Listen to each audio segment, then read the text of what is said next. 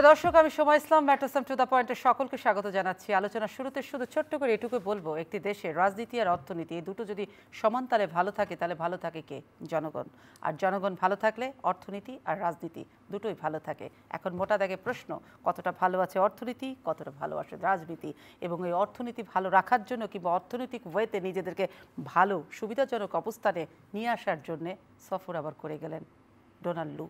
এই চাওয়া পাওয়ার মাঝখানে উনি কি চাইলেন আর আমরা কি চাইছি, আমরা কি বাধ্য হচ্ছি, ওনারা কি চোখ রাঙাচ্ছেন, সব কিছু মিলেই এই রাজনীতির আলোচনা হবে। তার মাঝে অবশ্যই একটা বড় ফ্যাক্টর হয়ে থাকছে অর্থনীতি, সেটা নিয়ে আমরা কথা বলবো। আমাদের সঙ্গে আজকে কথা বলতে স্টুডিওতে আছেন আমিনুল ইসলাম, ত্রাণ ও সমাজ কল্যাণ বিষয়ক সম্পাদক, বাংলাদেশ আওয়ামী লীগ, আছেন জোনায়েদ সাকি, প্রধান সমন্বয়ক গণসংহতি আন্দোলন। দুজনকেই স্বাগত জানাচ্ছি। জনাব আমিনুল ইসলাম, শুরুটা আপনাকে দিয়ে বলি। যদি জানতে চাই, অর্থনীতি আমরা সবাই পত্রপত্রিকায় দেখছি, অর্থনীতিবিদরা বলছে অর্থনীতির জায়গাটা ভালো নেই, রিজার্ভে একটা বড় ধাক্কা আছে, সংকটটা আসলে বেশ বড়সড় আকারে, কিন্তু সংকট কাটানোর জন্য চেষ্টা করা হচ্ছে। কিন্তু এই সংকটের মধ্য দিয়ে তাহলে সবার আগে জানতে চাই, রাজনীতি তো প্রতিদিন রাজনীতির মতো কথা বলে যাচ্ছে, এর ফাঁকে জনগণ কেমন আছে?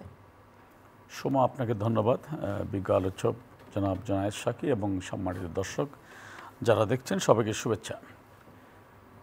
প্রথমত, দেশ ভালো নেই, অর্থনীতি ভালো নেই, আমরা সংকটজনক অবস্থার মধ্যে যাচ্ছি, এই কথাগুলো গত এক দশক যাবৎ আওয়ামী লীগ বিরোধী শক্তি প্রতিদিন বলে বেড়াচ্ছে। মাঝখানে তো অবস্থা এমন হয়েছিল যে বাংলাদেশ শ্রীলঙ্কা হয়ে যাচ্ছে, হয়েই গেল, এই তো কালকে হয়ে যাচ্ছে। হ্যাঁ, কিন্তু প্রতিদিনই প্রমাণিত হচ্ছে বাংলাদেশ শ্রীলঙ্কা হচ্ছে না এবং হয়নি, হবেও না। আবার আমি যদি বলি যে বাংলাদেশ এখন সংকটে নেই, সেটাও ঠিক নয়। সংকট সম্ভাবনা আছে বলেই মাননীয় প্রধানমন্ত্রী বারবার বলেছিলেন যে নানাবিধ চক্রান্ত হচ্ছে দেশকে নিয়ে, এবং সেখানে দুর্ভিক্ষ সৃষ্টির প্রচেষ্টাও আছে। আবার একই সাথে যদি আমি বৈশ্বিক জায়গায় দৃষ্টিপাত করি, তাহলে দেখা যাচ্ছে শুধু বাংলাদেশের অর্থনীতি নয়, সারা বিশ্ব অর্থনীতি এখন সংকটময় সময় অতিক্রম করছে। আমেরিকার দিকে যদি তাকাই, যেটা পৃথিবীর একটা অন্যতম পরাশক্তি, বলতে গেলে এখন একক পরাশক্তি, সেখানে কিন্তু নাগরিকরা ক্রমাগত ক্রেডিট কার্ডের উপর দিয়ে চলছে। ইউরোপের দিকে তাকান, গ্যাস সংকটের কারণে সেখানে অবস্থা কাহিল, দ্রব্যমূল্যের অবস্থা। তো বাংলাদেশ তো এই গ্লোবাল ওয়ার্ল্ডে এখান থেকে বিচ্ছিন্ন কোনো দ্বীপ নয় যে আমরা সব কিছুকে বাদ দিয়ে একেবারে আমরা আমাদের মতো থাকব। হ্যাঁ, তো এইসব বৈশ্বিক কারণে সংকটে আমরাও আছি, চ্যালেঞ্জ আমাদের সামনেও আছে। কিন্তু চ্যালেঞ্জ মোকাবেলায় বর্তমান সরকার মানে সাফল্যের সাথে কাজ করতে পারছে বলেই বাঘা বাঘা অর্থনীতিবিদদের হুঁশিয়ারি বলেন, আশঙ্কা বলেন, সব কিছুই ব্যর্থতা পর্যবসিত হয়ে আমরা এখনো মোটামুটি দাঁড়িয়ে আছি অনেক অনেক দেশের চেয়ে ভালো অবস্থা। কিন্তু এই যে অর্থনীতি রাজনীতি নিয়ে শুরুতেই বললেন যে বিরোধী পক্ষের একটা বড়সড় প্রপাগান্ডা থাকে, যতটা সত্য তার চেয়ে বেশি মিথ্যাচার তার সঙ্গে রং লাগিয়ে বলা হয়, সেটা আপনারা বলছেন বিগত কয়েক বছর ধরে দেখছেন। কিন্তু আমি সেই জায়গায় যাচ্ছি না, আমি শুধু ওই জায়গায় যাচ্ছি যে 2021 সালে মোট রিজার্ভ আমাদের ছিল $4,800 কোটি, আড়াই বছর রিজার্ভ কমে অর্ধেক, এখন $2,377 কোটি, অর্থাৎ একদম অর্ধেক কমে এসেছে। এটা কি বিরোধী পক্ষের তো প্রপাগান্ডা না, এটা তো বাস্তবতা। কিন্তু এই রিজার্ভটা ঠেকানো যাচ্ছে না কেন? সেটা হচ্ছে অর্থনীতি। শুনুন, আপনি পৃথিবীর যে কোনো দেশেরই রিজার্ভ যদি 3 মাসের আমদানি চাহিদা পূরণ করার মতো হয়, তাহলে সেটি ঝুঁকির মধ্যে থাকে না। সেই জায়গায় আমরা এখনও 3 মাসের রিজার্ভ আমদানি ব্যয় সামলানোর মতো ক্ষমতা আমাদের আছে। এক, আবার একই সাথে 2021 সালে আমাদের $4800 বিলিয়ন রিজার্ভ পৌঁছেছিল কেন, সেই কারণটা কিন্তু ব্যাখ্যা করতে গেলে অনেক সময় লাগবে। আবার তারও আগে যদি যায়, তখন আমাদের রিজার্ভ 2-3 বিলিয়নও ছিল না, তখন কিন্তু আমরা মানে দেউলিয়া হয়নি অথবা দেশে দুর্ভিক্ষ হয় নাই। তো রিজার্ভ এখন কেন কমছে, এটা তো প্রপাগান্ডা যদি হতো তাহলে তো হয়তো রাষ্ট্রপক্ষ থেকে স্বীকার করা হতো না। আমরা তো নিজেরাই বলছি, বাংলাদেশ ব্যাংক নিজেরাই স্টেটমেন্ট করছে। এখন রিজার্ভ কমার পেছনে তো অনেকগুলো কারণ আছে। আপনি সারা বিশ্ব, আমি যেটা আগে থেকে বলছিলাম আপনাকে, যে টালমাটাল একটা পজিশন। মনে করেন আমাদের প্রধান দুটি সেক্টর হচ্ছে রিজার্ভ বাড়ানোর ক্ষেত্রে, বৈদেশিক মুদ্রা অর্জনের ক্ষেত্রে। একটি হচ্ছে কি বিদেশে আমাদের কর্মরত শ্রমিকরা, যারা আমাদেরকে প্রচুর পরিমাণে বৈদেশিক মুদ্রা আনছে, আরেকটি যাদেরকে আমরা রেমিটেন্স যোদ্ধা বলি, আরেকটি হচ্ছে আমাদের সবচেয়ে প্রধান যেটা রপ্তানিকারক জায়গা, সেটা হচ্ছে আপনার গার্মেন্টস। তো গার্মেন্টসের আমাদের প্রধান বাজার হচ্ছে ইউরোপ এবং আমেরিকা বা উত্তর আমেরিকা। ইউক্রেন রাশিয়া যুদ্ধের আগে সেখানে আমাদের যে পণ্য পৌঁছতো 22 থেকে 23 দিনে, সেটা এখন পৌঁছতে 42 থেকে 45 দিনে। খুব সময়টা বেড়েছে তা না, সবচেয়ে বড় তো এখানে কস্টিংও গেছে অনেক বেড়ে। কিন্তু ওদের সিএম আগে যেটা ছিল এখনও সেটা খবর নিয়ে দেখেন। আবার একই সাথে গ্যাস বিদ্যুতের দাম বাড়ছে, সব কিছু মিলিয়ে ওখানে যেমন একটা ধাক্কা আছে আমাদের রিজার্ভ। এই জন্য আমাদের সরকার চেষ্টা করছে যে রিজার্ভ কি করে আরো বাড়ানো যায়, সরি আমাদের এক্সপোর্ট কি করে বাড়ানো যায়। ইকোনমিক্সে একটা ওয়ার্ল্ড ক্রাইসিস আছে, করোনা আছে, যুদ্ধ আছে, আবার নতুন করে যুদ্ধ চলছে, শুরু হয়েছে। সেই নানানবিধ কারণে আপনি বলছেন যে অবশ্যই বৈশ্বিক অর্থনীতিতে একটা মন্দা চলছে, তার ধাক্কা আমাদের লেগেছে। সংকট নেই বলি সময়, এটা তো অবাস্তব, সংকট তো আছেই। সংকট আছে, কিন্তু সংকটের কারণগুলো আপনারা সবসময় বলছেন যে বৈশ্বিক যে মন্দাটা তারই প্রভাব। না, আমি বলছি কি সংকট অবশ্যই আছে, কিন্তু সংকটটাকে যেভাবে ফুলিয়ে ফাঁপিয়ে দেশ গেল রব তোলা হচ্ছে, বিষয়টা সেরকম না। এই সংকট অতীতেও আমরা মোকাবেলা করতে পেরেছি। আমি এক সেকেন্ডে শেষ করি। আপনি যদি একটু অতীতের দিকে তাকান, আপনি দেখবেন 2009-10 সালে কিন্তু সারা বিশ্ব একটা ওয়ার্ল্ড রিসেশনে পড়েছিল। তখন কিন্তু অনেকে মনে করেছিল বাংলাদেশের অর্থনীতি থমকে দাঁড়াবে, কিন্তু দাঁড়ায়নি, কারণ আমাদের একটা ভালো লিডারশিপ ছিল, যিনি এখনো বাংলাদেশকে ভালোভাবে লিডারশিপ দিয়ে যাচ্ছে। তো এই জায়গাটা আমি মনে করি সংকট আছে, এটা যেমন ঠিক, আবার সংকট থেকে উত্তরণ করা সেটাকে ওভারকাম করেছেন অতীতেও, এখনো করবেন, সেই জায়গাটা আছেন। কিন্তু সংকট আছেন, কিন্তু সেই সংকটটাকে যে আমি যেটা বলতে চাচ্ছি যে বলা হচ্ছে যে বৈশ্বিক প্রভাব, সেটারও একটা ধাক্কা এটা।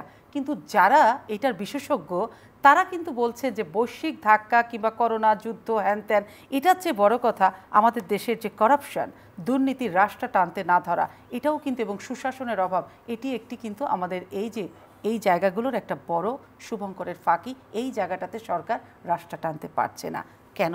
আমি প্রশ্নটি রাখছি, ওনারা কি ভুল বলছেন নাকি এটা কতটুকু সঠিক, নাকি এটাও প্রোপাগান্ডা? প্রশ্নটি রাখছি, আমি আপনার কাছে যাব। জনাব জোনায়েদ সাকি, আপনি শুনলেন আমিনুল ইসলামের বক্তব্য, যেটি মানুষ ভালো আছে, সংকট তো কিছুটা আছে, সেটাকে তারা স্বীকার করছেন, কিন্তু যেটা করছেন যে বাড়তি যেটা হচ্ছে আপনাদের প্রোপাগান্ডাটা রাজনীতি এবং অর্থনীতি নিয়ে, সেই জায়গাটাতে আপনারা বেশি করছেন, জড়াও হচ্ছেন। যা সংকট তার চেয়ে বেশি। ধন্যবাদ আপনাকে। আমি সহালোচক সবাইকে সালাম এবং শুভেচ্ছা জানাচ্ছি। দেখুন, আমরা সংকটের কথা বলি বিরোধী দল হিসেবে, দেশে যে সংকটগুলো তৈরি হচ্ছে সেই সংকটগুলোর কথা আমাদের তুলতে হবে, আমাদের বলতে হবে, এবং সেটা যেমন সরকারকে সতর্কবার্তা দেওয়া, তেমনি জনগণের দাবিগুলো, জনগণের প্রশ্নগুলো, স্বার্থগুলোকে আমাদের তুলে ধরার বিষয়। সরকার তার নিজের যে একটা জবরদস্তি শাসন, তার কারণে তার যে একটা ক্ষমতার কাছে থাকা, ছায়াতলে থাকা গোষ্ঠীকে সুবিধা দেওয়া, অবৈধ সুবিধা দেওয়া, তাদের ধন সম্পদ আহরণ করা, সেটা ব্যবসায়ী হোক অথবা সরকারি কর্মকর্তা হোক। যেমন আমরা যদি দেখি যে একটা কোম্পানি এসালম, তারা 7টি ব্যাংকের উপরে কর্তৃত্ব ইতিমধ্যেই কায়েম করেছিল, সম্প্রতি ন্যাশনাল ব্যাংকেও তাদের কর্তৃত্ব দেয়া হলো। এইভাবে তারা বিলিয়ন ডলার, প্রায় 12,000 কোটি টাকা তারা তাদের মানে বিদেশে পাচার করেছে, বিনিয়োগ করেছে, মানে কোনো অনুমতি ছাড়াই। সেটা নিয়ে প্রশ্ন উঠেছে, সেটা নিয়ে ঠিকঠাক মতো কোনো তদন্ত পর্যন্ত করা যায় না। এই যে একটা বাস্তবতা, অর্থাৎ আমরা মানে যখন দেখি যে বাংলাদেশে এইরকম এসালম কিংবা বেক্সিমকো কিংবা এই ধরনের কয়েকটি কোম্পানির সরকারে পরিণত হয়েছে, তেমনি আবার একই সাথে আমরা দেখছি যে পুলিশের সাবেক আইজিপি, তার বিরুদ্ধে 1000 কোটি টাকার সম্পদের যে অভিযোগ উঠেছে। এবং এইটা তো টিপ অফ দি আইসবার্গ, মানে বরফের উঁচু কেবলমাত্র মাথাটা আমরা দেখতে পেলাম, তার নিচে যে সমস্ত শরীরটা এটাকে দেখতে পাচ্ছি না। কারণ এইভাবে যারা অবৈধ ক্ষমতায় সহায়তা করেছে, বিশেষত সরকারি কর্মকর্তারা বিভিন্ন প্রতিষ্ঠানে, তারা এই ধরনের অবৈধ সুবিধা পাচ্ছেন, সম্পদ বানাচ্ছেন, এবং এটাই হচ্ছে একটা পারস্পরিক লেনদেন, যে আমাদেরকে ক্ষমতায় রাখো, আমরা তোমাদেরকে এরকম সুবিধা দেব। তো এদের সরকারে পরিণত হচ্ছে। এদের সরকারে পরিণত হওয়ার ফলে আজকে যে সংকটটা, ধরেন বৈশ্বিক কারণে কিছু সংকট হতে পারে, অভ্যন্তরীণও কোনো কারণ তৈরি হতে পারে, কিন্তু একটা হচ্ছে যে কতগুলো বাস্তব কারণে কিছু পরিস্থিতি তৈরি হওয়া, আরেকটা হচ্ছে যে একটা সরকারের নির্দিষ্ট তার যে নীতি, তার যে শাসন পদ্ধতি, তার অনিবার্য পরিণতি হিসেবে যে ধরনের অর্থনৈতিক সংকটটা আসা, সেইটার আসছে কি জায়গায়, সমস্ত প্রকল্পে লুটপাট হচ্ছে, ব্যাংক কিভাবে লুটপাট হয়ে যাচ্ছে, ব্যাংকে কিভাবে একটা নেক্সাস তৈরি হয়েছে, এক ব্যাংক মালিক আরেক ব্যাংক মালিক থেকে লোন নিচ্ছেন, আর ওই ব্যাংক মালিককে তার নিজের ব্যাংক থেকে লোন দেওয়ার সুযোগ দিচ্ছেন, এবং আইন কানুন এমনভাবে তৈরি করা হচ্ছে যাতে করে এইটার যে তদারকি সেগুলো আর না থাকে। যেমন সম্প্রতি একটা আইন পরিবর্তন করা হলো যে আপনি যদি একটা কোম্পানিতে আপনি যদি ঋণখেলাপি হন, আপনার এক কোম্পানিতে ঋণখেলাপি থাকলে আরেক কোম্পানি তে আপনি সেটা কোনো বাধা সৃষ্টি করবে না, আরেক কোম্পানি থেকে আপনি ঋণ পাবেন। তার মানে হচ্ছে যে নানান ধরনের আইনও করা হচ্ছে যাতে ঋণ খেলাপিরা অধিকতর সুবিধা পায়। এবং আমরা দেখতে পাচ্ছি যে নানাভাবে এই ধরেন রিস্কেজুলিং করতেছে, রিস্কেজুলিং করে 1 বছর পরে আমি টাকা শোধ দেওয়া শুরু হবে, মানে আপনি সময় বাড়িয়েই নিচ্ছেন কেবল। এবং সবচেয়ে বড় ব্যাপার হচ্ছে যারা এটা তদারকি করবে, বাংলাদেশ ব্যাংক, তাদের যে অটোনমি, স্বায়ত্তশাসন থাকার কথা এই সব তদারকির ক্ষেত্রে, সেখানে থাকা যাচ্ছে না। তারা সিলেক্টিভলি মানে কোনো ক্ষেত্রে তদন্ত করে, সিলেক্টিভলি তারা হয়তো জায়গা জানে যেখানে সরকারের চাপ কম, সেইখানে তারা হয়তো কোথাও কিছু করে, কিন্তু যেখানে সরকারের ঘনিষ্ঠ লোকেরা এই জায়গায় আছে সেখানে তারা করে না। ফলে কতিপয় মানে মুষ্টিমেয় ওই গোষ্ঠী, পোষ্য লোকেরা সরকারের ক্ষমতার, তাদের সরকারে পরিণত হচ্ছে, তারাই পুরো জিনিসটা লুটপাট করছে। তার ফলে আজকে ব্যাংক খাত ভয়ঙ্কর খারাপ অবস্থার মধ্যে আছে। এটা আমরা বলছি না, এটা তো বলছে ব্যাংক বিষয়ে যারা ন্যূনতম খোঁজ খবর রাখেন বিশেষজ্ঞ অথবা তাদের কর্মকর্তারা। এবং এর ফলে যেটা হচ্ছে যে অর্থ পাচার ব্যাপকভাবে বৃদ্ধি পেয়েছে। এখন আপনি ডলারের দাম বাড়ছে, ডলার মানুষ যদি দেখে যে আমি যে টাকা পাবো ব্যাংকিং চ্যানেলে আর আমি যদি অন্য চ্যানেলে পাঠাই তার চাইতে অনেক বেশি টাকা পাবো, মার্জিন যদি অনেক বেশি হয় তাহলে তো মানুষ সেটাই যাবে। আপনি এখানে পাবলিককে দোষারোপ করে, তো পাবলিকের মানে আপনার সমস্ত বড় কর্পোরেটরা খালি মুনাফার দিকে ছুটবে, আর জনগণ যদি কোথাও তার বাড়তি আয় দেখে সেটাতে সে নেবে না, এটা আশা করাটা ঠিক না। ফলে আপনাকে ওখানে এমন একটা নীতিতে আসতে হবে যাতে করে জনগণের দিক থেকে ব্যাংকিং চ্যানেলেই তারা টাকা পাঠানো উৎসাহিত হয়। কারণ এটা হচ্ছে না কি কারণে এই ধরনের মুদ্রানীতি কিংবা এভাবে কাজ করছে, কারণ বিপুল পরিমাণে টাকা পাচার হচ্ছে। টাকা পাচার হওয়ার কারণেই কিন্তু এই টাকা আসার জায়গাটা মানে অনেক বেশি প্রভাবিত হচ্ছে। তারপরে ধরুন আপনি জ্বালানির দাম, হ্যাঁ জ্বালানির দাম বেড়েছে, কিন্তু আপনি যে নিজে 80% মানে ভর্তুকিটায় এই যে রেন্টাল, কুইক রেন্টালের নামে কতিপয়ের পকেটে ঢুকিয়ে দিলেন এবং সেটা ঢুকিয়েই চলেছেন, যেটা 2013 সালে পর্যন্ত আপনি রাখবেন বলে শুরু করেছিলেন, সেটা আজকে 24 সালেও নবায়নের পর নবায়ন হয়ে চলেছে। এটা তো পরিষ্কার যে বছরের পর বছর ধরে কয়েকটি বসিয়ে টাকা পাচ্ছি। তাহলে আমরা এইভাবে যে ডলার থেকে শুরু করে দেশের মানুষের টাকা কতিপয়ের পকেটে ঢুকাচ্ছি, তার জন্য যে জ্বালানি তিনি, তার জন্য আমাদের ব্যাংক লোপাট হয়ে যাচ্ছে, টাকা পাচার হচ্ছে, তার জন্য যে মানে নীতি তৈরি করছে তারা, যেভাবে মানে পুরো প্রকল্পগুলো তৈরি হচ্ছে এবং বড় আকারের লুণ্ঠনের জায়েজ করা হচ্ছে, এইটাই বাংলাদেশে অর্থনৈতিক সংকটটা তৈরি করছে। শ্রীলঙ্কা করে ওনারা জিনিসটাকে হালকা করতে চান, কিন্তু ব্যাপারটা হচ্ছে বাংলাদেশ যে একটা অর্থনৈতিক সংকটের দিকে যাচ্ছে এটা একটা বাস্তব ব্যাপার, এবং এর সমস্ত দায়টা আবার জনগণের ঘাড়ে চাপছে। মানে এরা লুটপাট করে সবটা সংকটের দিকে নেবে, আর সাধারণ মানুষকে আজকে বাজারে গেলে তার পকেট খালি হয়ে যাবে, কিন্তু ন্যূনতম খাওয়ার জায়গাটা তার হবে না। এইটা যে অবস্থা, শিক্ষা স্বাস্থ্যের ব্যয়ের কি অবস্থা চিন্তা করে দেখুন। সবগুলো জায়গাতে যে বৈপরীত্যটা আমরা দেখতে পাই, যে মানে একদিকে মানে কতিপয়ের হাতে ভীষণ রকম টাকা পয়সা, আর অন্যদিকে জনগণ আরো গরিব থেকে গরিব হয়। মানে আপনি বলছেন একটা শ্রেণী পূর্ণ আর একটা শ্রেণী একদম শূন্য, কিন্তু আপনাদের দৃষ্টিতে অর্থনৈতিক সংকট না রাজনৈতিক সংকটটা কোনটা বেশি প্রকট এই মুহূর্তে দেশে? রাজনৈতিক সংকট অর্থনৈতিক সংকটের জন্ম দিচ্ছে, এবং অর্থনৈতিক সংকট হয়তো রাজনৈতিক সংকটকেও প্রভাবিত করবে, এবং সেইটা প্যারালালি। কারণ এইটার মূল কারণটা কি? এই যে আজকে ন্যূনতম কোনো জবাবদিহিতা না থাকা। আমি বলছি না যে একটা নির্বাচিত সরকার মানে দুধের নহর বইয়ে যাবে, বাংলাদেশের নির্বাচিত সরকার আমরা দেখেছি, কিন্তু একটা নির্বাচিত সরকার থাকা এবং আমাদের রাষ্ট্রের বিভিন্ন যে প্রতিষ্ঠানগুলো তার জবাবদিহিতা থাকা, এই দুইটা খুব জরুরি হয়ে গেছে। এখন আমাদের দেশে যে বন্দোবস্তটা ছিল, যেটা বারবার আমরা বলবো, এই 54 বছরের যে বন্দোবস্ত, যে বন্দোবস্তের দ্বারা শাসন চলছে, এইটা বাংলাদেশে এইরকম জবাবদিহিতা তৈরি করেছে, একটা নির্বাচনও আর সম্ভব না। ফলে আমরা বলছি যে আমাদের একটা নির্বাচনের যেমন নতুন গণতান্ত্রিক বন্দোবস্ত দরকার, তেমনি এই যে প্রতিষ্ঠানগুলো, রাষ্ট্রীয় প্রতিষ্ঠানগুলো যেগুলো আসলে তদারকি করবে, জবাবদিহিতা নিশ্চিত করবে, সেটা করার জন্য তার আইন কানুন বদলানো দরকার, অর্থাৎ নতুন একটা বন্দোবস্ত দরকার, ক্ষমতার ভারসাম্য দরকার। এইটা তৈরি করার জন্য আমরা লড়ছি, এবং সরকার যেটা করছে যে এই জমিদারিটাকে টিকিয়ে রাখার জন্য সর্বশক্তি নিয়োগ করছে, জনগণের উপর দমন পীড়ন চালাচ্ছে, বিদেশিদের পায়ে ধরছে অথবা তাদের অনুগ্রহ নিয়ে ক্ষমতায় থাকা নিশ্চিত করছে, এবং এইভাবে বাংলাদেশের জনগণকে একটা ভবিষ্যতের দিকে ডোনাল্ড তো নিজ তাগিদে এসেছে, বিদেশে তাগিদ পায়ে ধরাটা মানে বুঝলাম না। আওয়ামী লীগের সাধারণ সম্পাদক কে? জনাব ওবায়দুল কাদের। তিনি তো অন্তত শেখ হাসিনার পরে প্রধান মুখপাত্র, তাই না? তার পলিসি স্টেটমেন্টগুলো সবসময় তার আওয়ামী লীগ সভানেত্রী দেন না, আমরা ওবায়দুল কাদের সাহেবের কাছ থেকে সেটা শুনি। ওবায়দুল কাদের সাহেব পুরো পলিসি বাংলাদেশের পররাষ্ট্রনীতি বলে দিয়েছেন দিল্লির আমেরিকাকে দরকার, আমেরিকারও দিল্লিকে দরকার। দিল্লি আছে, আমরা আছি। এই তো বাংলাদেশের আমেরিকাও তো দেখিয়ে দিল আমেরিকাও আছি। এখন তো আমেরিকা শুধু ভারত না, আমেরিকাও বললো আমরাও আছি, সম্পর্ক আগের চেয়ে ভালো মাত্রা নিয়েই আছি। তাহলে কিসের সাথে আছি? তাহলে আপনারা কি পেলেন? আমরা তো জনগণের সাথে আছি। জনগণ আমরা পেয়েছি যে এই ভোটের আগে তো আমেরিকা বলেছিল বাংলাদেশের জনগণের মতের রায়ের পক্ষে আমেরিকা আছে। হ্যাঁ, থাকতে সেটা যে কেউ বলতে পারে, যে কোনো দেশই বলতে পারে, এবং সেটা সব দেশই বলুক, সেটাই আমরা চাই। যে আমরা যেমন আমেরিকায় একটা জনগণের রায়ের পক্ষে আছি, সেখানে একটা সুষ্ঠু নির্বাচন গণতন্ত্রের পক্ষে আছি, তেমনি আমেরিকাও বাংলাদেশের গণতন্ত্র কিংবা যে কোনো দেশ, ভারতও আমাদের গণতন্ত্রের পক্ষে থাকুক। কিন্তু ভারত গণতন্ত্রের পক্ষে না থেকে একটি বিশেষ সরকারকে ক্ষমতায় দেখতে চায়, এটাকেই তারা স্থিতিশীলতা বলে, এটাকেই তারা তাদের স্বার্থ বলে। তখন আমরা এটা বিরোধিতা করি। ডোনাল্ড লু যে 2 দিন সফর করলেন, এই বার্তায় কি পেলেন? ডোনাল্ড লু অর্থাৎ আমেরিকা জনগণের সাথে আছে, জনগণের সাথে আছে না সরকারের সাথে আছে? তাহলে ভারত থাকলে ক্ষতি কি?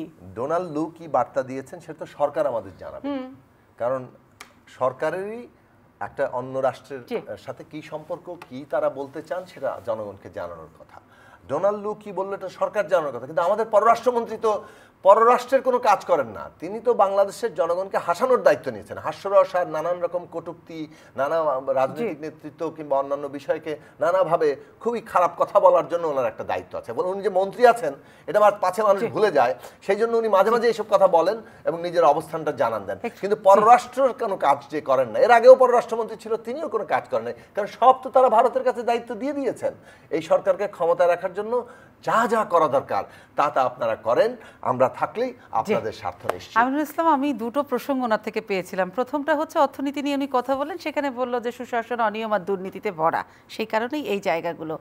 আর যেটা হচ্ছে রাজনীতির যে জায়গাটা, সেটা হচ্ছে ভারতই তো চালায়, আপনারা শুনছিলাম। দেখুন, আমি যদি বলি বাংলাদেশে কোনো দুর্নীতি নেই, এটা একটা অসত্য প্রমাণ। কিন্তু জনাব জোনায়েদ সাকিব যদি এটাও লক্ষ্য করতেন, এই সরকারের আমলে অন্তত পক্ষে গত 15 বছরে আমরা বিএনপির আমলের মতো পরপর 5 বার দুর্নীতি বিশ্ব চ্যাম্পিয়ন হয়নি। উনি যদি এটা লক্ষ্য করতেন যে এই সরকার দুর্নীতির বিরুদ্ধে কঠোর অবস্থান নিয়েছেন বলেই দুর্নীতির সাথে সম্পৃক্ত বড় বড় ব্যাংকের এমডি, ইভেন আজকের পত্রিকা দেখলাম বাংলাদেশ বিমানের সাবেক এমডির বিরুদ্ধে কিন্তু দুদক অভিযোগপত্র দিয়েছে, এবং হলমার্ক গ্রুপের চেয়ারম্যান, এমডি, বিসমিল্লাহ গ্রুপ, যারা যারা এইসব কর্মকাণ্ডে জড়িত ছিল, ব্যাংকের এমডি, ডিএমডি, ডিজিএম, এমন একজনও পাবেন না যার বিরুদ্ধে আইনি ব্যবস্থা নেওয়া হয় নাই। এইগুলো এই কারণে সরকার ব্যবস্থা নিয়েছে, যেহেতু আমরা দুর্নীতি বন্ধ করতে চাই। কিন্তু বিষয়টা, আপনি কি দুর্নীতি এক কথায় বন্ধ করতে পারবেন? গত কিছুদিন আগে আমেরিকান রেভিনিউ বোর্ডের অফিস থেকে বলা হয়েছে আমেরিকান ধনীরা বছরে $15,000 কোটি রাজস্ব ভাঙিয়ে দেয়। আমেরিকান ধনীরা $15,000 কোটি। আচ্ছা, আমি তর্কের খাতিরে ধরে নিলাম জোনায়েদ সাকিব যেটি বলছেন যে আমাদের দেশে একতরফা নির্বাচন হওয়ার কারণেই এই সুযোগগুলো পাচ্ছে। হ্যাঁ, আমি তর্কের খাতিরে ধরে নিলাম যে আমাদের দেশে গণতন্ত্র নেই। আজকে বাংলাদেশের বেশ কয়েকটি দৈনিকে একটি আন্তর্জাতিক অনুসন্ধানী সংবাদ মাধ্যমের সূত্র ধরে একটি রিপোর্ট বেরিয়েছে, যেখানে বলা হয়েছে দুবাইতে বিশ্বের বড় বড় ধনকুবেরদের সম্পদের পাহাড়। সেখানে আমরা দেখি 374 জনের, যদিও নাম বলা হয়নি প্রথম, সেখানে একজনও বাংলাদেশি নেই। সেখানে কারা কারা আছে? সেখানে আমেরিকার ধনকুবেরদের ইনভেস্টমেন্ট আছে গোপন, কানাডার ধনকুবেরদের ইনভেস্টমেন্ট আছে, আমেরিকার কানাডা, ওমানের আছে, ইভেন আফগানিস্তানের আছে, পাকিস্তানের কথা বললাম না, ইভেন ভারতেরও আছে।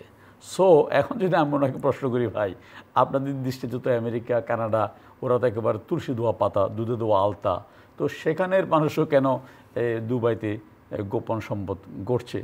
ওখানে তো গণতন্ত্র আছে আপনাদের ভাষায়। সুতরাং এগুলো না মানুষকে বিভ্রান্ত করার সহজ কৌশল। কথায় কথায় গণতন্ত্র নেই, গণতন্ত্র নেই, এসব কথা বলে মানুষকে বিভ্রান্ত করার অপকৌশল ছাড়া।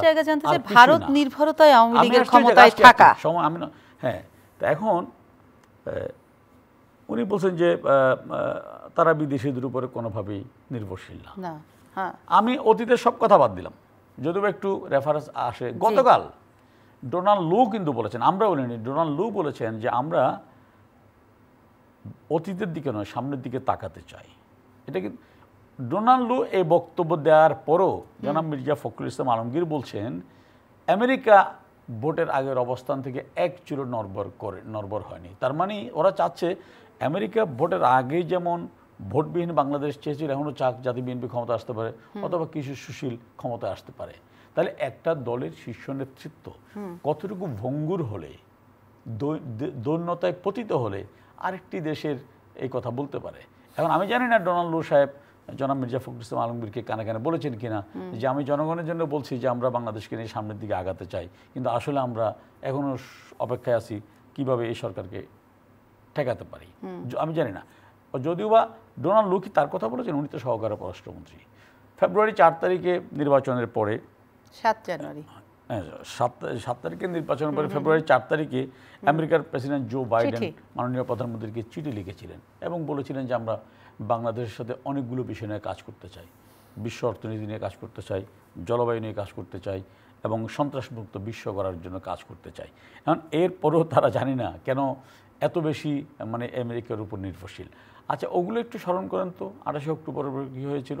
একটি রাজনৈতিক দল সমা দেউলিয়া পড়ার কোন লেভেলে গেলে বাংলাদেশি বংশোদ্ভূত একজন আমেরিকান যার নাম হচ্ছে মিয়ান আরাব, তাকে তাদের অফিসে নিয়ে সাজিয়ে গুছিয়ে সমস্ত মিডিয়া এনে বলা হলো যে বিএনপিকে নির্বাচন একতরফা যদি হয় তাহলে জাতিসংঘ থেকে সৈন্য প্রত্যাহার করা হবে, আমেরিকার স্যাংশন আসছে।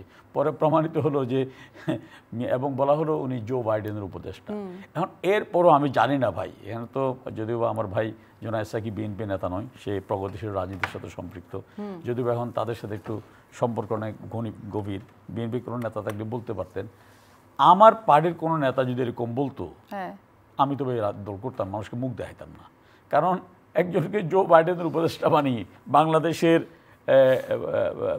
স্যাংশন দিয়ে দিবে এবং জাতিসংঘ থেকে সৈন্য প্রত্যাহার করবে, এই উদ্ভট নোংরা খেলাও আমরা দেখেছি। এখন আমি আরেকটি কথা বলি যে উনি বিদ্যুতের ক্যাপাসিটি চার্জ দিয়ে কথা বলছেন, উনি বলছেন যে কুইক টেন্ডার নিয়ে কথা বলছেন। আমি খুব বিনয়ের সাথে বলি, ভাই আমাদের এক্সপোর্ট ছিল 5 বিলিয়ন, সেটা আজকে 52 বিলিয়ন। বঙ্গবন্ধু কন্যা রিস্ক নিয়ে যখন বেগম জিয়া বলেছিলেন কুইক রেন্টালে যারা সাইন করবেন তাদের প্রত্যেকের বিরুদ্ধে মামলা হবে, হাত কেটে ফেলা হবে, তখন বাংলাদেশের প্রধানমন্ত্রী বলেছিলেন যে মামলা হলে 1 নম্বর আসামি আমাকে করবেন, হাত কাটলে আমারটা করবেন। দেশের অর্থনীতিকে এগিয়ে নেওয়া যাওয়ার জন্য বিদ্যুৎ দরকার, বিদ্যুৎ যত তাড়াতাড়ি সম্ভব আমি দিব, যাতে ফ্যাক্টরিগুলো প্রোডাকশনে যেতে পারে, আমরা এক্সপোর্ট করতে পারি, আমাদের ইকোনমি বাড়াতে পারি। সেই কারণেই আজকে 52 বিলিয়ন ডলার আমাদের এক্সপোর্ট। এখন এটাও যদি না বুঝেন তাহলে তো আমার কিছু করার নেই। দেখুন, লুটপাট, চুরি, দুর্নীতি, ক্ষমতা ব্যবহার করে ধন সম্পদ আহরণ, কতিপয়ের পকেটে টাকা ঢুকানো, এগুলোকে নানান রকম উন্নয়ন, দূরদর্শিতা, নেতৃত্বের গুণ, এই সমস্ত বলে একটা জায়েজ করার যে চেষ্টা আমরা গত 15 বছর ধরে দেখে আসছি। এই বিদ্যুৎ জ্বালানি খাতে বিকল্প সাশ্রয়ী পথ কি, দীর্ঘস্থায়ী পথ কি, স্বল্পমেয়াদী, মধ্যমেয়াদী, দীর্ঘমেয়াদী কী ধরনের মানে প্রকল্প কিংবা কীভাবে আমরা এই বিদ্যুতের ক্ষমতা বাড়াবো, সেই বিষয়ে আমরা আমাদের তৎকালীন তেল গ্যাস রক্ষা জাতীয় কমিটির পক্ষ থেকে আমরা মানে সরকারের মাস্টার প্ল্যানের কাউন্টারে আমরা মাস্টার প্ল্যান দিয়েছি। তা বিভিন্ন প্রশ্নে এই দেশের দেশপ্রেমিক বিশেষজ্ঞরা তারা প্রস্তাব দিয়েছে।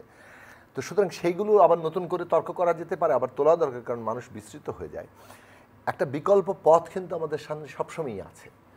আর হচ্ছে যে সংকটটাকে পুঁজি করে কতিপয়ের পকেটে ঢুকিয়ে দেওয়ারও পথ আছে, যে পথটা সরকার নিয়েছে, যে আচ্ছা সংকট আছে, মানুষ তো এখন যা খাওয়াবো তাই খাবে, সুতরাং এখন চুরিচামারি করে নাও। এই চুরিচামারির পথটাকেই তারা উন্নতি হিসেবে দেখাচ্ছে। উন্নয়ন একটা ধারাবাহিক প্রক্রিয়া, উন্নয়ন বাজেট বাড়ে, তার কি বলে জিডিপি বাড়ে, টাকার অঙ্কে বাড়তে থাকে।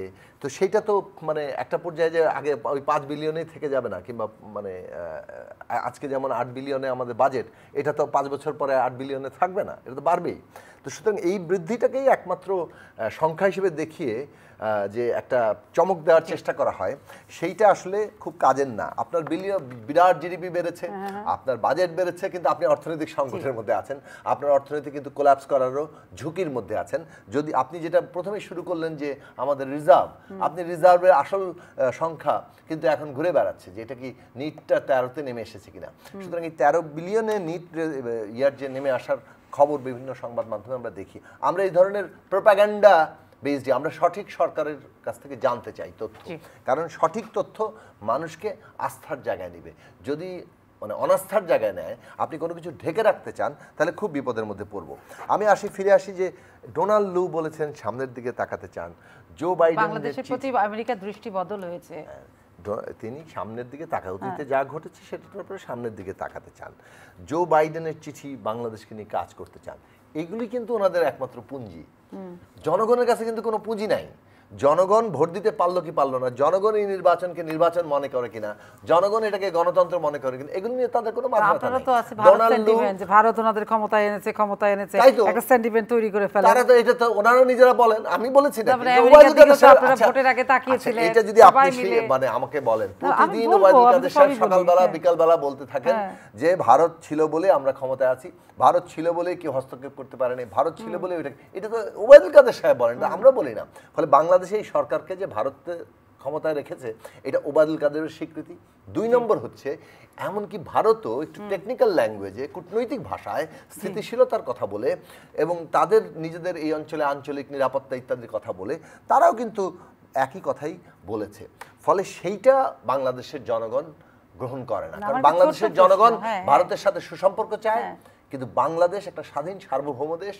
এই দেশের রাজনৈতিক ব্যবস্থা কে পরিচালনা করবে তারা মনে করে এটা বাংলাদেশের জনগণ করবে, এই দেশের সরকার কে গঠবে তারা মনে করে বাংলাদেশের জনগণ করবে। এখন এই যে ওনারা আমেরিকা আমাদেরকে পিঠ চাপড়ে দিয়েছে এই নিয়ে যে ওনাদের নানান রকম মানে আনন্দ উল্লাস, এই আনন্দ উল্লাসে আছেন। ভারত পিঠ চাপড়ে দিয়েছে, চীন পিঠ চাপড়ে দিয়েছে, এই পিঠ চাপড়ানো নিয়ে সেই আনন্দ উল্লাস আপনাদের মধ্যেও ছিল যে আমেরিকা সরিয়ে দিবে অন্য কাউকে বসিয়ে দিবে। এটা আওয়ামী লীগের কষ্টকল্পিত চিন্তা। আমেরিকা সরিয়ে দিবে এরকম দাবি এটা বাংলাদেশের কেউই করেনি, কারণ যুক্তরাষ্ট্র বলেছে তারা একটা সুষ্ঠু ও অবাধ নির্বাচন বাংলাদেশে দেখতে চায়। ধরুন আরেকটা দেশ বলল, যে কোনো দেশ একটা বললো যে আমরা সুষ্ঠু অবাধ নির্বাচন দেখতে চাই, যেমন আমরা ভারতের সুষ্ঠু অবাধ নির্বাচন দেখতে চাই, যে নির্বাচন চলছে। আমরা যুক্তরাষ্ট্রে এই বছরের শেষে নির্বাচন আছে, সেখানে আমরা সুষ্ঠু অবাধ নির্বাচন দেখতে চাই। এই দেখতে চাওয়ার মধ্যে তো আলাদা কিছু নেই। আমরা বলেছি বাংলাদেশে আমরা একটা অংশগ্রহণমূলক নির্বাচন চাই, আমরা জনগণের ভোটে একটা সরকার গঠিত হতে চাই। তাতে যদি আওয়ামী লীগ জনগণের সত্যিকার ভোটে আবার ক্ষমতায় আসে আমাদের কোনো আপত্তি নেই, আমরা সালাম দিয়ে আওয়ামী লীগের মানে একটা গণতান্ত্রিক সরকারকে যতটুকু সহযোগিতা করার সেটা করবো। কিন্তু লাস্ট কথা সেটা হচ্ছে যে আওয়ামী লীগ একটা সুষ্ঠু নির্বাচনকে ভয় পায়। আওয়ামী লীগ চায় না যে এই দেশের মানুষ ভোট দিক, কারণ এই দেশের মানুষের ভোট দিলেই তারা ক্ষমতা থাকবে না, এটা তারা নিশ্চিত, তারা নিজেরাই বলেছে। এটা ওবায়দুল কাদের সাহেবের বক্তব্য, আমার বক্তব্য না। ফলে আপনার কাছে আমার একটা জানতে চাওয়া, ভারত এই দেশের মানুষের সাথে সম্পর্ক রেখেছে না সরকারের সাথে সম্পর্ক রেখেছে? এইটাই তো সমস্যা। ভারত এই দেশে একটি সরকারকে, একটি বিশেষ দলকে ক্ষমতায় রাখতে চায়, বাংলাদেশের জনগণের সাথে সম্পর্ক করতে চায়। আমরা বলেছি আমরা বাংলাদেশের জনগণ ভারতের জনগণের সাথে সম্পর্ক রাখতে চাই, বাংলাদেশ এবং ভারতের সুসম্পর্ক চাই, অর্থাৎ রাষ্ট্র হিসেবে দুটো রাষ্ট্র ন্যায্যতার ভিত্তিতে, পারস্পরিক স্বার্থের ভিত্তিতে ন্যায্যতা রাখবে, পারস্পরিক নিরাপত্তা, পারস্পরিক স্বার্থ সবই বিবেচনার মধ্যে থাকবে। কিন্তু যদি একটি বিশেষ দলকে ক্ষমতায় রেখে ভারত মনে করে বাংলাদেশের জনগণকে এইভাবে ভোট থেকে তার নিজের মর্যাদা থেকে বঞ্চিত করে রাখবে, দীর্ঘকাল এটা চলবে না, ইট ইজ আনভায়াবল। আরেকটা বিষয়, একটা শেষ কমেন্ট করি, উনি জবাব দিবেন। উনি যত আলোচনা আমরা আওয়ামী লীগের সময় এইখানে একটা অভিযোগ তোলেন, আচ্ছা আজকে ব্যাংক চুরি হচ্ছে, এর জবাবটা কি 1980 সালে, 1975 সালে কি 1995 সালে এই তখন আসবে? এর জবাবটা তো আসবে বর্তমানে, তাই না? আপনি কোনো একটা অভিযোগ তুললেই উনি সরাসরি অতীতে চলে যান এবং অতীতে গিয়ে বলেন 5 বারের দুর্নীতি হচ্ছে। তো 5 বারের দুর্নীতির প্রথম দুর্নীতি তো আপনাদের আমলে, কারণ 2000 থেকে 2001 সালের অর্থ বছরের প্রথম দুর্নীতির হিসাব করা হয়েছে। এইগুলো আলোচনা তুলে তো কোনো লাভ নাই। আপনি যদি সত্যিকার অর্থে জনগণকে নিয়ে সামনে যেতে চান, অর্থনীতিতে একটা শৃঙ্খলা আনতে চান, তাহলে আপনাকে জবাবদিহিতার জায়গা প্রতিষ্ঠা করতে হবে। সেই জবাবদিহিতা ঠেকিয়ে দিচ্ছে কতগুলো ক্রনি, যারা এই রাষ্ট্র ক্ষমতার সুবিধা নিয়ে ধন সম্পদ বানাচ্ছে এবং এদেরকে ধন সম্পদ বানাতে দিতে এই সরকার মানে একটা কি বলে যে বাধ্য, অথবা একটা তাদের এটা অনিবার্য পরিণতি। কারণ হচ্ছে তারা এদের সহায়তাতেই ভোট চুরি করে ক্ষমতায় আছে। কিন্তু আমার আপনার সাথে ওই একটা সম্পূরক প্রশ্ন আছে, সেটি হচ্ছে ভারত বাংলাদেশের জনগণ না, আপনারা চান জনগণের সাথে সম্পর্ক হোক এবং একটা জনগণ টু জনগণ, রাষ্ট্র টু রাষ্ট্র সম্পর্ক, একটি সরকারের সাথে না। কিন্তু ডোনাল্ড লু যে আসলেন, উনি কি জনগণের সাথে সম্পর্ক রাখলেন না একটা সরকারের সাথে রাখলেন? কোথায় জনগণের সাথে সম্পর্ক? মানে ডোনাল্ড লু যখন বলেন যে আওয়ামী লীগ সরকারি ক্ষমতায় থাকা দরকার স্থিতিশীলতার স্বার্থে, তখন তিনি বাংলাদেশের জনগণকে তার অধিকার থেকে বঞ্চিত করেন, অর্থাৎ তার যে ভোট দিয়ে তার সরকার নির্বাচন করার যে অধিকার সেটাকে তিনি আন্ডারমাইন করেন। যখন ভারত এটা বলে তখন তারা বাংলাদেশের জনগণের অধিকারকে আন্ডারমাইন করে। আমরা যেটা পরিষ্কার করে বলতে চাই, বাংলাদেশের জনগণ বাংলাদেশের সরকার নির্বাচন করবে, যেমন ভারতের জনগণ ভারতের সরকার নির্বাচন করবে। এ নিয়ে ভারতের যে সরকার হবে জনগণের সরকার, জনগণের ভোটে নির্বাচিত সরকার, তার সাথে আমরা সরকার তো সম্পর্ক হবে, রাষ্ট্রকে তো প্রতিনিধিত্ব করবে সরকার, কিন্তু বাংলাদেশের সরকার কি বাংলাদেশ রাষ্ট্র কিংবা জনগণকে প্রতিনিধিত্ব করে? সম্পর্কটা রেনোভেশন করতে চাচ্ছে সেটা তো জনগণের সঙ্গে না, তার একটা সরকারের সাথে, একটা পলিসির সাথে তার রেনোভেশন। সেই জায়গাটা তো কমফোর্ট জোন ফিল করে ভারতও, যে আমরা আওয়ামী লীগ থাকলে কমফোর্ট জোনটা থাকে, কারণ তাদের যে সন্ত্রাসবাদের যে অতীত নজির আছে সেই জায়গাটাতে ওরা ডিসকমফোর্ট ফিল করে। সেই জায়গাটা একটা আছে, আরো বড়সড় অনেক জায়গাগুলো আছে। কিন্তু আমাকে আপনি একটা কথা বলেন, এখন আপনি যদি এই প্রসঙ্গ তোলেন, নীতিগত প্রশ্নে এটা হচ্ছে রাশিয়ার সাথে ভালো সম্পর্ক, চায়নার সাথে ভালো সম্পর্ক, পৃথিবীর কোন দেশগুলো আছে যে একটি দেশের সাথে এতগুলো পরাশক্তির ভালো সম্পর্ক? দেখুন, রাষ্ট্র টু রাষ্ট্রের যে সম্পর্কের একটা থাকে নীতিগত দিক, আর একটা হচ্ছে ব্যবহারিক দিক। নীতিগত দিক হচ্ছে আপনি কোন রাষ্ট্রকে কিভাবে দেখেন, স্বীকৃতি দেন, কোনটা গণতান্ত্রিক, কোনটা আধা গণতান্ত্রিক, কোনটা স্বৈরাচারী, কোনটা বিভিন্ন রকম নামে আপনি আখ্যায়িত করতে পারেন। বাংলাদেশও সেভাবে আখ্যায়িত করতে পারে। কিন্তু ব্যবহারিক দিকটা হচ্ছে একটা অগণতান্ত্রিক দেশের সাথেও, এমনকি স্বৈরাচারী দেশের সাথেও, সামরিক শাসন আছে এমন দেশের সাথেও আমরা যুক্তরাষ্ট্রকে আগে সম্পর্ক রাখতে দেখেছি, এখনো তারা রাখে। তার মানে এইটা কূটনৈতিক সম্পর্কটা কেবলমাত্র নীতিগত নয়, নানান রকম ব্যবহারিক, অর্থনৈতিক, সামরিক, নিরাপত্তাগত দিক আছে। সুতরাং বাংলাদেশ সরকারের সাথে তাদের কাজ করে যাওয়া আর বাংলাদেশ সরকারের সাথে যুক্তরাষ্ট্রের ধরেন নীতিত্ব বহুমাত্রিক, যুক্তরাষ্ট্র প্যালেস্টাইনে এক নীতি নিয়ে আছে, তার মানে সরাসরি গণহত্যাকে তারা সহায়তা করছে, তাদের নীতি নিয়ে আপনি এখন আলোচনা করলে যুক্তরাষ্ট্রের পররাষ্ট্র নীতি আমরা কথা বলি। তার মানে আমিনুল ইসলাম সাহেব যে মাঝখানে যে কথাটা বললেন, যে মির্জা ফখরুল ইসলাম সাহেব বলেছেন যে বাংলাদেশের অবস্থান নিয়ে, রাজনীতি, ভোট নিয়ে আমেরিকার দৃষ্টি বদল হয়। দেখুন, মির্জা ফখরুল ইসলাম আলমগীর সাহেবের জবাবটা তো উনি নিজে দিতে পারবেন অথবা বিএনপি নেতৃত্ব দিতে পারবে, আমি বিএনপি করি না।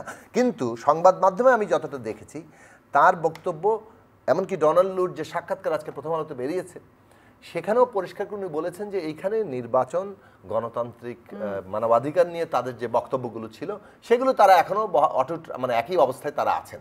সুতরাং নির্বাচন, মানবাধিকার কিংবা গণতান্ত্রিক অধিকার, সভা সমাবেশ অধিকার, এগুলো নিয়ে যে আমেরিকা কথা বলে সেগুলো তারা এখনো একইভাবেই কথা বলবেন, এটা বলার কাজ বলে যাবে। আবার বাংলাদেশ, আমেরিকাতে যে গণতান্ত্রিক অধিকার, মানবাধিকার নিয়ে প্রশ্ন উঠেছে, তাদের সাম্প্রতিক ছাত্র আন্দোলন, নির্যাতন নিয়ে প্রশ্ন উঠেছে, সেটাও তারাও বলে, ওইভাবে তারাও বলে দিয়েছেন যে আপনারা যদি বলেন তো আমরা আপনাদেরকে ধন্যবাদ জানাই যে আমাদের মানবাধিকার নিয়ে আপনারা আমাদেরকে স্মরণ করিয়ে দিয়েছেন। শোনা শেষ শুনলাম। এইগুলো আলোচনাকে প্রধান করে তোলার অর্থ হচ্ছে বাংলাদেশের নির্বাচন, বাংলাদেশের জনগণের ভোটের অধিকারটাকে কিভাবে ধামাচাপা দেওয়া যায়। এই ধামাগুলো, আমেরিকার ধামা এবং অন্যান্য সমস্ত ধামা এনে ওনারা মানুষের ভোটের অধিকারটাকে চাপা দিতে চান। আমাদের প্রশ্ন একটাই, বাংলাদেশের পলিটি বাংলাদেশের মানুষ ঠিক করবে, বাংলাদেশের সরকার বাংলাদেশের মানুষ ঠিক করবে। এই একটা দাবি বাংলাদেশের 7 জানুয়ারি নির্বাচনে ইন্ডিয়া, পাকিস্তান, আমেরিকার কোন জনগণ ভোট দিয়েছে? না, আমাদের দেশের লোক দিয়েছে। তো আমেরিকা এই সরকারের সাথে সম্পর্ক করবে। যদি এমন হতো যে এখানে আমেরিকা থেকে, ইন্ডিয়া থেকে বা পাকিস্তান থেকে এসে ভোট দিয়েছে মানুষ, তাহলে একটা কথা হতো। তো এটা তো জনগণের সরকার। অথবা আওয়ামী লীগ কি জিয়া রহমানের মতো বা এরশাদের মতো মধ্যরাতে বন্দুক হাতে রাষ্ট্র ক্ষমতা দখল করেছে জবরদস্তি করে, ভোট করে? ভোটে না আসলে আমি পায়ে ধরে ভোটে আনবো? তাদের সাদের পাকিস্তান, সেখানে তো ইমরান খানকে ভোটে না আসার জন্য যা যা করে সবই করছে, প্রতিজ্ঞা কেড়ে নিছে, জেলে দিছে, ঠেকাইতে পারছে জনরাই। এটা হচ্ছে জনগণের। আপনি নির্বাচন আসবেন না, রাজনীতি করবেন, নির্বাচন আসবেন না, বলবেন যে ভোটের অধিকার নাই। ভোট তো অনেকেই করেছে, আমরা কে ভোট, কত ভোট পেয়েছি হিসাব করি, তারপরে কিন্তু জাতির কাছে সব ক্লিয়ার হয়ে যায়। আমি কাউকে ব্যক্তিগত আক্রমণ করার জন্য কথাগুলো বলছি না। এখন এইসব কাহিনী মানুষ শুনতে চান। উনি বলছেন যে আমরা বারবার অতীতের কথা বলি, অতীত তো আসবেই। আমি নীতি কথা শুনিয়ে যাব মানুষকে, আমি আপনাকে প্রতিদিন সবক দেব নীতি, নৈতিকতা, আদর্শের, দুর্নীতির বিরুদ্ধে। আর আমি যখন ক্ষমতা দেখবো তখন আমি আকণ্ঠ নিমজ্জিত থাকবো দুর্নীতিতে। আমার কোনো নৈতিক জায়গা তারাই আপনার বিরুদ্ধে কথা বলার, আপনারা অন্যায় করলে সেটাকে প্রতিরোধ করতে বলার কোনো অধিকার দাঁড়ায় না। আপনি বলবেন যে উন্নয়ন একটি ধারাবাহিক প্রক্রিয়া, অবশ্যই উন্নয়ন ধারাবাহিক প্রক্রিয়া। তো আপনারা তো ক্ষমতায় ছিলেন, যদিও জোনাস সাকির দল ছিল না, তাদের প্রধান যে এলাই বিএনপি ছিল। আপনারা কি উন্নয়ন করেছিলেন? 96-এ বঙ্গবন্ধু কন্যা যখন ক্ষমতা আসে তখন 1600 মেগাওয়াট বিদ্যুৎ উৎপাদিত হতো। 2001 সালের 15 জুলাই যখন আমরা ক্ষমতা হ্যান্ড ওভার করলাম তখন বিদ্যুৎ উৎপাদন ক্ষমতা ছিল 4300 মেগাওয়াট। আবার 2009 সালে যখন আমরা দায়িত্ব নিলাম তখন বিদ্যুৎ উৎপাদিত হতো 3200 মেগাওয়াট। তা আপনার উন্নয়নের ধারাবাহিকতা রেখেছিলেন?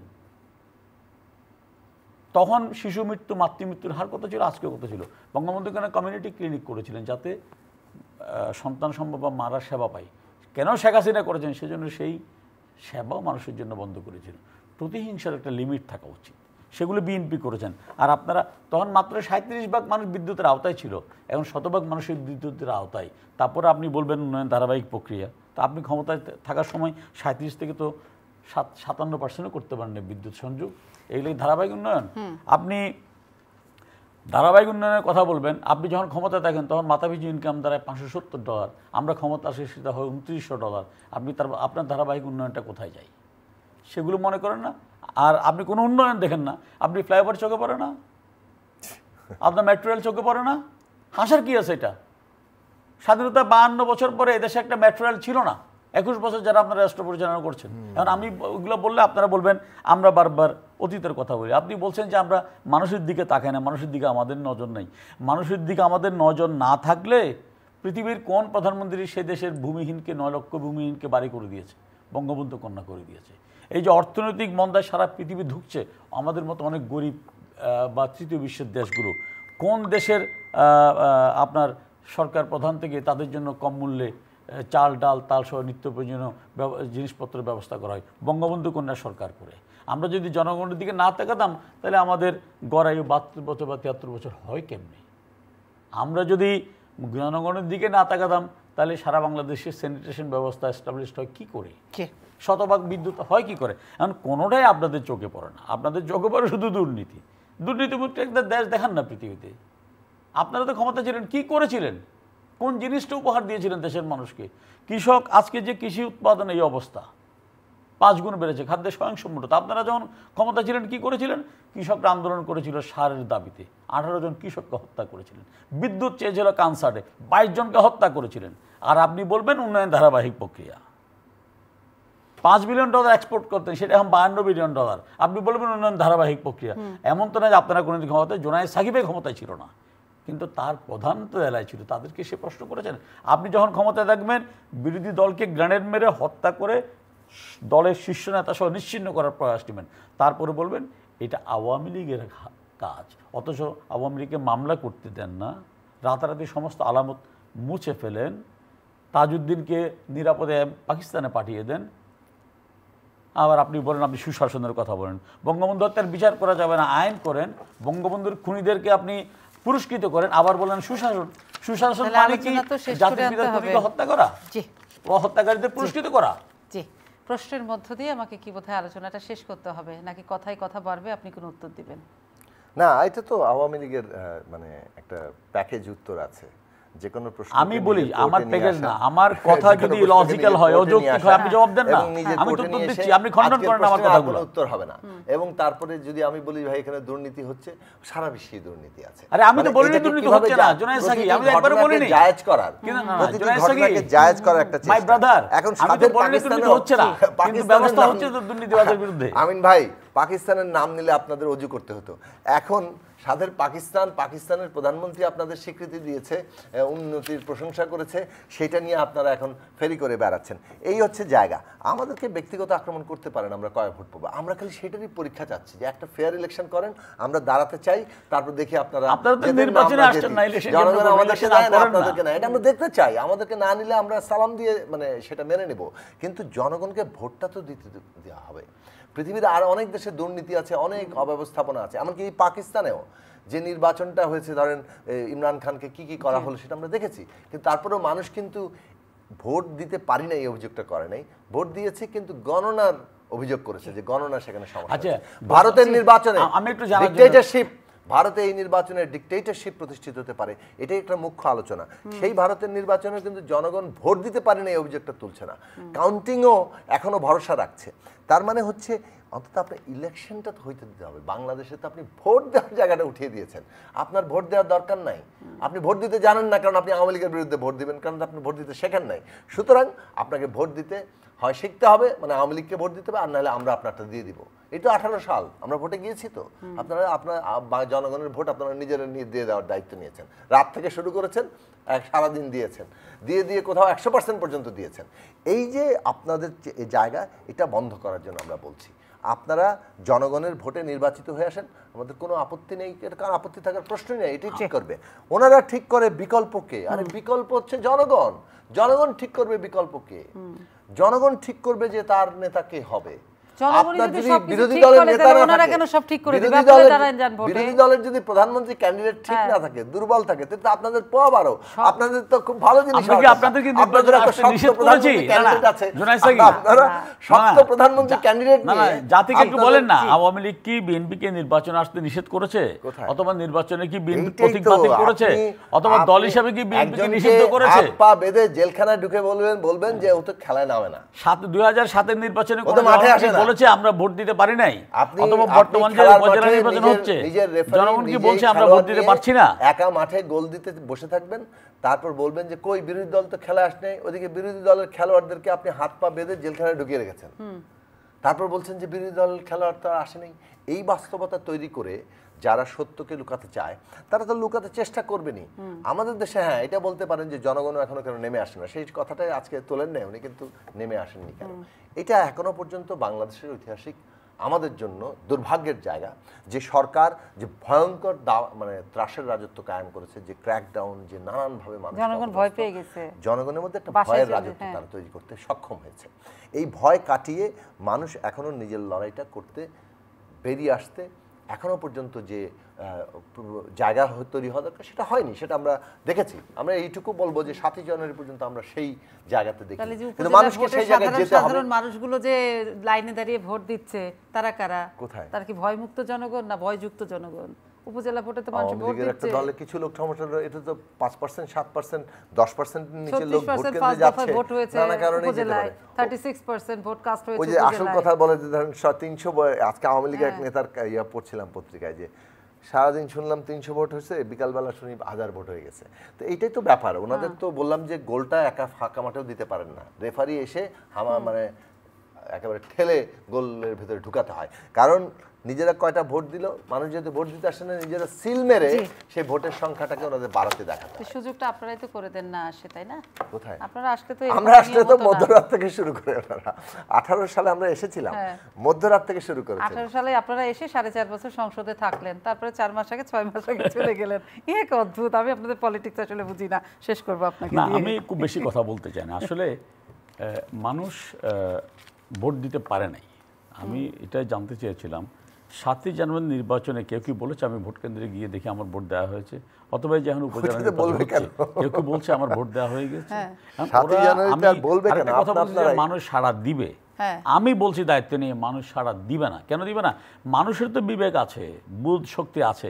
ওরা দেখছে আমাদের সরকারের বিরুদ্ধে যারা কথা বলছে তারা তো ক্ষমতায় ছিল, তারা আমাদের কি দিয়েছে? তারা আমাদের লাশ উপহার দিয়েছে, আমাদের মৃত্যু উপহার দিয়েছে, আন্দোলনের নামে গাড়ি পুড়িয়েছে, হ্যাঁ, ক্ষমতা যখন ছিল লুটপাট করেছে। তো ওরা তো আওয়ামী লীগের চেয়ে বেটার না, তাহলে ওদের ডাকে আমি কেন সাড়া দিব?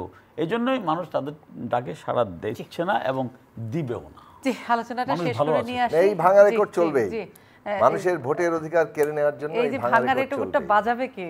সেটা আপনারা বাজাতে না। যদি মানুষ সেটা ওদের কথা বিশ্বাস করতো, মানুষ তো রাস্তায় নামছে। জি জি, আমাকে আলোচনা শেষ করতে হবে। অসংখ্য ধন্যবাদ যারা এতক্ষণ সঙ্গে ছিলেন। শুভরাত্রি সকলকে, এবং আবারও ধন্যবাদ আমাদের সম্মানিত দুজন আলোচককে।